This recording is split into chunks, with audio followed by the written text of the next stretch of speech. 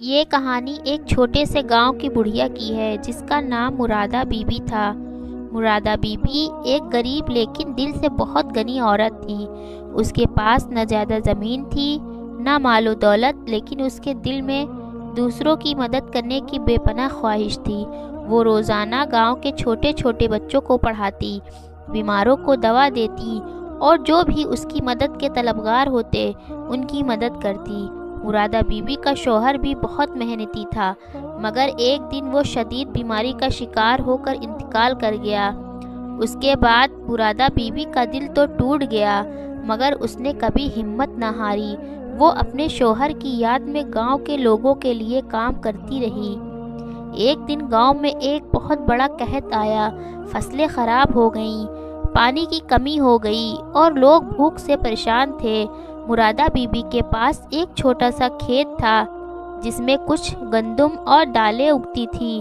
وہ ہمیشہ ان کو لوگوں کی مدد کے لیے محفوظ رکھتی تھی، لیکن جب گاؤں میں بھوک کا یہ عالم آیا تو اس نے اپنی ساری گندم اور دالیں گاؤں والوں میں بانٹ دی۔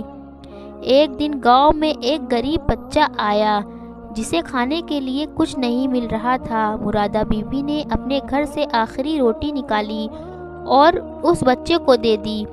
بچہ بہت خوش ہوا اور شکریہ کہہ کر جانے لگا، مگر مرادہ بی بی نے کہا، بیٹے یہ روٹی تمہارے لیے ہے، لیکن تمہیں یہ یاد رکھنا ہوگا کہ زندگی میں جب بھی کسی کو ضرورت ہو تم بھی مدد کرنے والے بنو۔ ایک ہفتے بعد مرادہ بی بی کے دروازے پر ایک گلاب کا پھول رکھا ہوا تھا اور اس کے ساتھ ایک کاغذ پر لکھا تھا، شکریہ مرادہ بی بی، آپ کی دی ہوئی روٹی نے میری زندگی بدل دی۔ مرادہ بی بی نے جب کاغذ پڑھا تو اس کی آنکھوں میں آنسو آ گئے، مگر دل میں سکون تھا۔ اس نے سوچا کہ اس کی زندگی کا مقصد صرف دوسروں کی مدد کرنا ہے۔ وقت گزرتا گیا اور مرادہ بی بی کی شدت پورے علاقے میں پھیل گئی۔ نہ صرف گاؤں والے بلکہ آس پاس کے دوسرے گاؤں کے لوگ بھی اس کی مدد کی قدر کرنے لگے۔